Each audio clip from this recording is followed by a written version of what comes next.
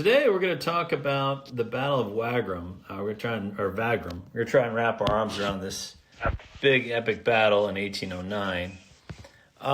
Some historians call this Napoleon's last victory in terms of a campaign that went well for him. What is in your mind, kind of the importance of this battle? Largest battle of the period. They had the largest artillery concentration on both sides. The Austrian artillery was very good. Not as good as the French, but it was good. Yeah. They're well-trained, well-disciplined. The calibers were smaller, so their throw weight didn't match what the French threw back. Mm-hmm. And they didn't use a 12-pounder in the field as much as the French did. I have a disagreement about some historians and authors, because the 1813 campaign was actually two. There was the first phase, which was Lutzen and Botzen, and the Allies fell back to the Oder. That, to me, is a win. Mm-hmm. The Armistice, I think, was a mistake. Mm-hmm. And the Austrians wanted an excuse to come in. That when Metternich had his little meeting with Napoleon in June, they coming in on the Allied side was already a done deal. Right. So, well, let's talk about kind of how we get to the Battle of Wagram. We'll give some background. Napoleon in 1809 suffered his first defeat in a decade at the Battle of Aspern-Essling. Kind of what happened there, and what did Napoleon do afterwards? Charles was defeated in the first phase, the Ratisbon phase of the campaign. Mm-hmm. And he was running to Vienna with the army. They were in good order. Right. And Napoleon's objective was Charles' army. And when they got to Vienna and took it, all the bridges were burned. So he had to get across. Mm-hmm. So he did a hasty river crossing on pontoon bridges.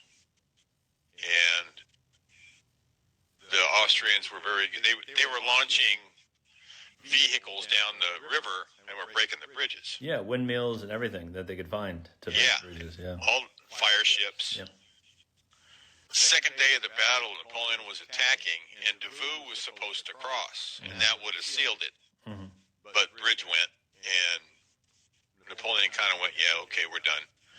So they lost a lot of people, killed more Austrians, but the Austrians did not force them back across. They were fought out. Right. The French were outnumbered and outfought the Austrians. Mm-hmm. And they withdrew to Lebeau Island unmolested. Right.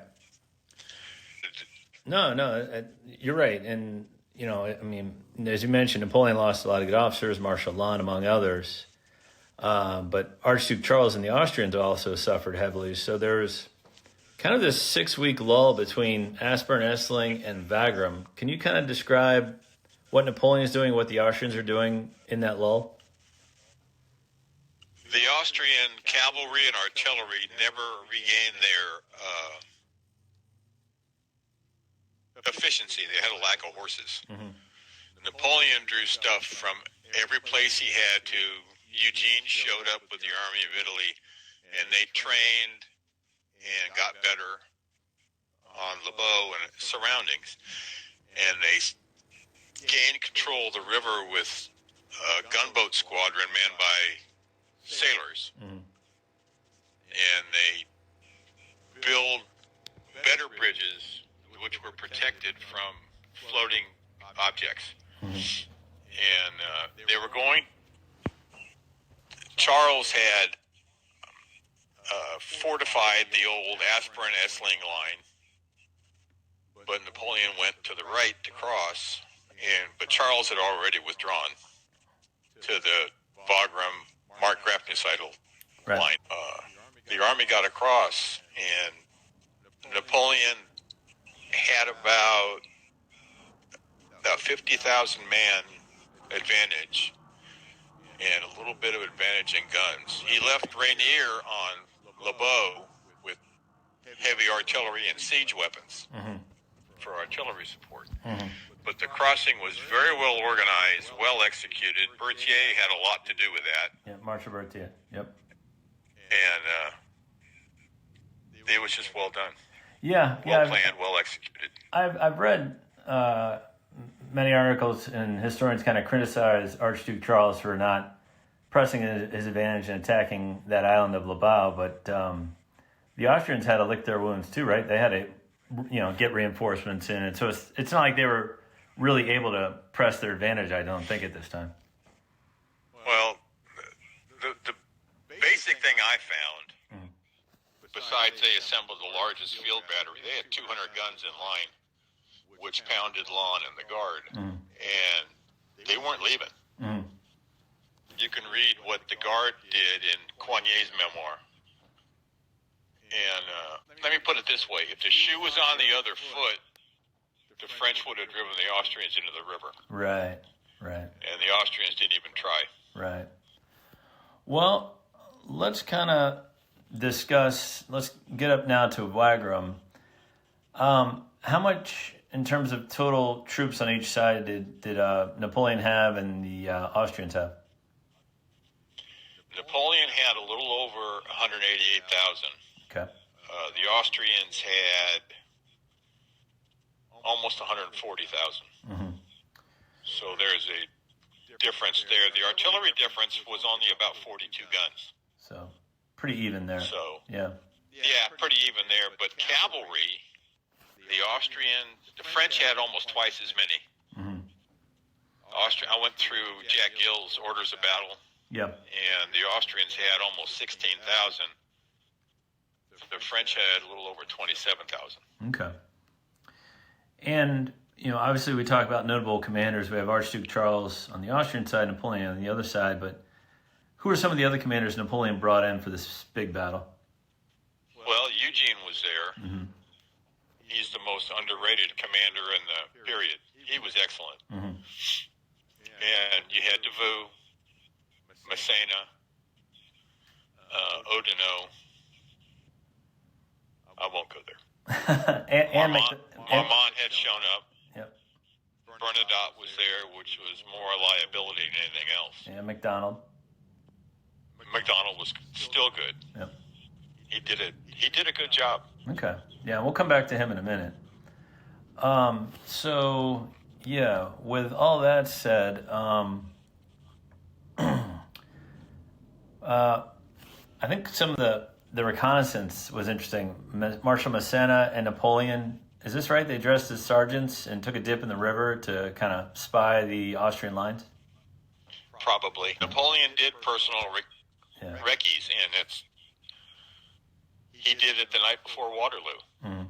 He went forward. Yeah. Yeah, and mud and mist and all that stuff. Yeah. So I'd say yeah. Okay. And Marshal Massena, right before the battle, was injured, right? And he had to direct everything from a field carriage? He was in a carriage and four. Yeah. In the middle of the fighting. He didn't stay way back. He was right in the middle of it. And that must have been a great target for Austrian gunners to try and blow up Marshal Massena. Well, let's talk about the first day of the battle. I think this happens in July, and does Napoleon kind of catch them napping? I mean, it's hard to catch anyone napping when you're moving 180,000 troops, but he kind of, I guess, takes the initiative, doesn't he? Yeah, he tried to, he pitched troops forward, quote unquote, on the first day, and it was not a coordinated attack. Bernadotte messed up, and maybe on purpose, but they actually had friendly fight, people shooting at each other, because the Saxons wore white, just like the Austrians did, and you had a exchange of fire. Yeah. So it didn't work. Well, the first day kind of sounds like a slugging match. Not much gets figured out. What happens kind of in the evening of day one? Soul searching in both headquarters. Yep. The Austrians were not going to attack. They were going to sit on defense. And Napoleon, his object all the time was the destruction of the enemy army. And he wanted to get at it. Yeah. And Davout was the key to everything on the right flank. Whatever he did was going to work. But Second and Fourth Corps, Oudinot and Massena, they really had made up the losses at Essling. Right. They'd lost a lot of people. So you have, Marmont had shown up, yep, and Eugene had shown up, and they hadn't worked together before. And Marmont could be a marplot, or sometimes worse than Bernadotte. Yeah, it looks like Napoleon called troops in from every corner of the empire to win this battle. Yes. Yeah. So day 2 opens, and Bernadotte has retreated from a town he was supposed to be holding, right? And is that why Napoleon gets upset with him? What happens there? Bernadotte was not doing what he was supposed to do, and he disobeyed orders. And then he argued with Napoleon in front of people. And Napoleon sent him home.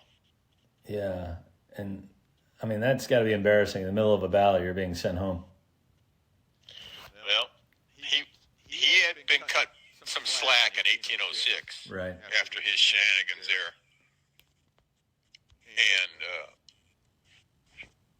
he did not get along with Berthier. He didn't get along with some of the other generals on purpose. Well, day 2 carries on, and Davout's executing a nice maneuver, correct? Yes. Okay. The integral part, I think, though, is what Macdonald does, and it's kind of hard to describe on a podcast.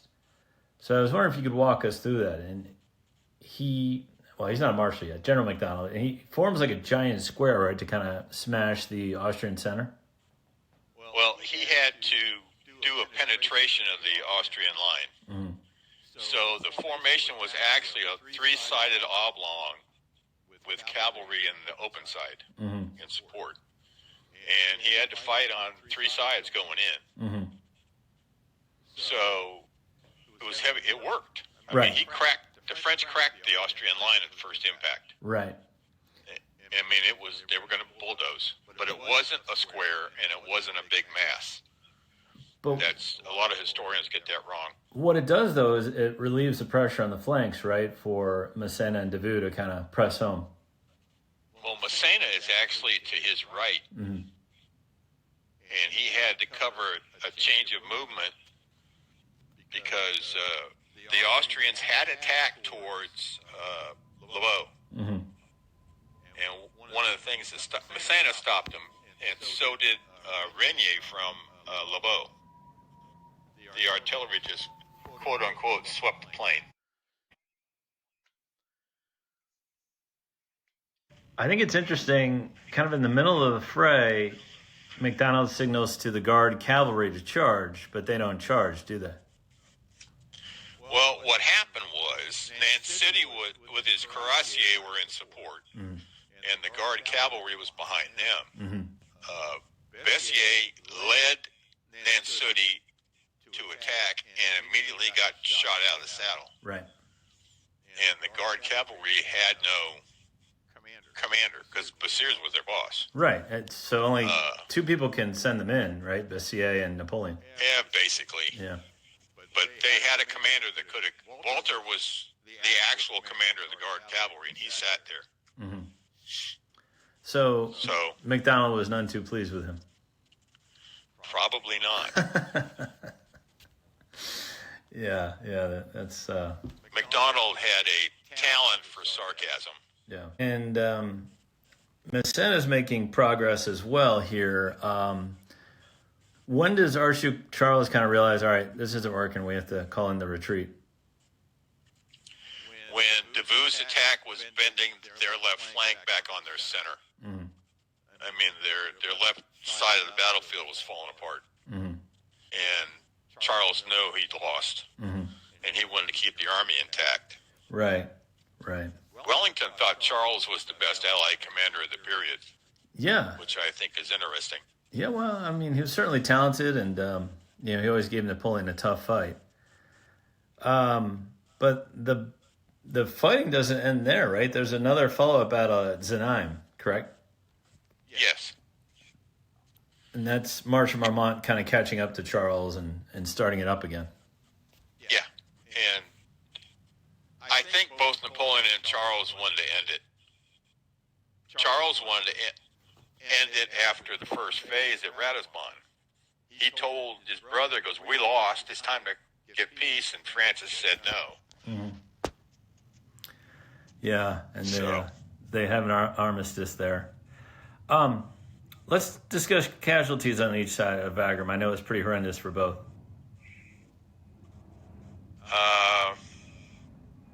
I took some casualties from both Colonel Elting and Jack Gill.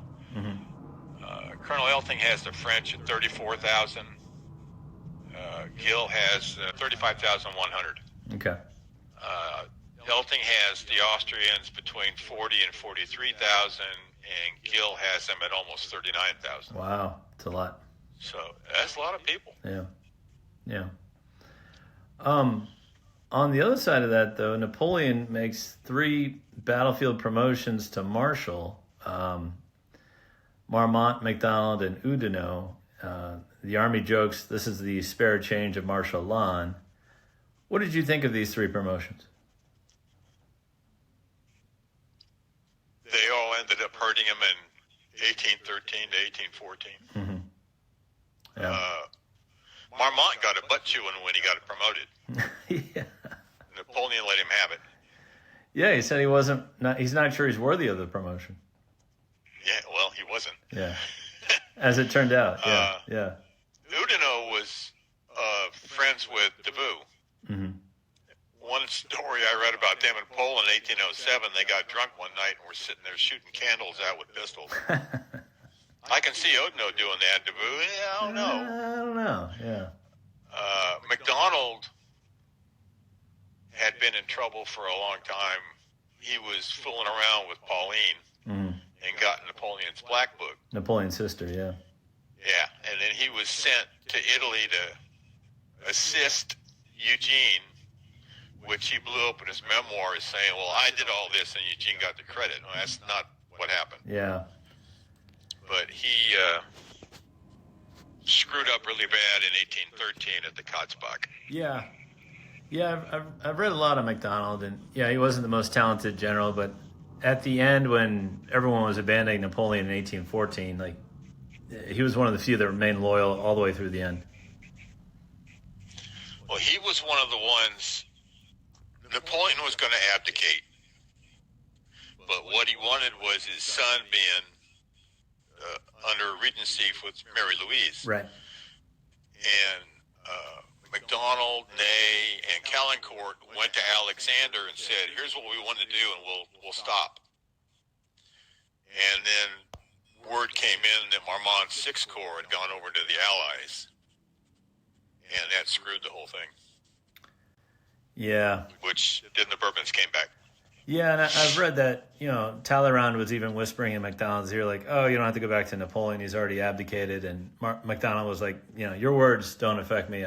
Until Napoleon says I'm off duty, I'm staying by his side. Well, he got to Marmont. Talleyrand was one of the reasons Marmont did what he did. Right. Yeah, that's just not good. Yeah, indeed. He broke his oath. Well, let's discuss the legacy of Wagram, because it was a nice bounce back by Napoleon. He kind of had a setback at Aspern-Essling, got him peace with Austria once again. What do you think the legacy of Wagram is? Gee, that's a hard question. Well, it wasn't the Grand Armée, it was the Army of Germany. Mm. Second and Fourth Corps were new organizations, Massena's and Oudinot's Corps. Mm. But on the other hand, the Davout's command is about 90,000, including the heavy cavalry. It was Third Corps plus St. Hilaire's division, and they were experienced. The other guys weren't. Yeah. And then you brought the Allies in. That was the most significant use of the Confederation troops since the alliance was made, and that is important. Mm-hmm. They did very well, except the Saxons and maybe the Westphalians. Yeah, and on the flip side, the Austrians had obviously learned a few things and had some reforms in the army. And there was a great quote. One of Napoleon's aides or ministers made a derisive comment about the Austrian fighting power, and he said, quote, "It is evident you are not a Wagram," end quote. And and just, correct, like the Austrians had really made some strides. Well, the interesting backside to that is when they went into Russia, the Austrians did very well, and that might have been their best performance of the entire period. Mm-hmm. Yeah, Wagram, I mean, maybe it was the Emperor's last total victory. I mean, he has Russia after that, and then obviously the German campaign and the battle for France. But what do you think about that moniker? Is that his last major victory? That ended a war, yeah. Okay. One of his best fought battles was Ligny Mm-hmm. in 1815. Mm-hmm. And he was heavily outnumbered there, too. Yeah, and still came out victorious. But you're right. Wagram to end a war, well, and if you don't count Znaim, then yeah, definitely one of his best. And the army of Germany turned out to be an outstanding army. I mean, after Wagram Znaim, Napoleon refitted the army of Germany with Austrian sources, and they, were retrained, redisciplined, all that kind of stuff. Mm-hmm. And it was one of the best armies he ever led. Mm-hmm. Excellent troops. And that includes the conscripts. So the legacy maybe is like, despite reports to the contrary, Napoleon was still an excellent commander and could raise troops pretty quickly. Yeah, don't screw with me. Well, yeah, because like the Austrians saw he was having trouble in Spain, they thought, well, let's give it one more roll of the dice. Yeah. You know who found out about the Austrian invasion and movement? Davout did. Davout, yeah. He was excellent in intelligence and counterintelligence, and he'd been a cavalryman when he started. Mm-hmm. And he sent cavalry patrols deep into Austrian territory to figure out what's going on. Mm-hmm. And I think that's why Davout was always put in places, whether it was Hamburg or Poland. Napoleon knew that none of the Allied commanders would screw with Davout and his corps. No. Yeah. And he after Russia, he retrained First Corps, mm-hmm. and then that was given to Van Damme. But then the 13th Corps was his new one.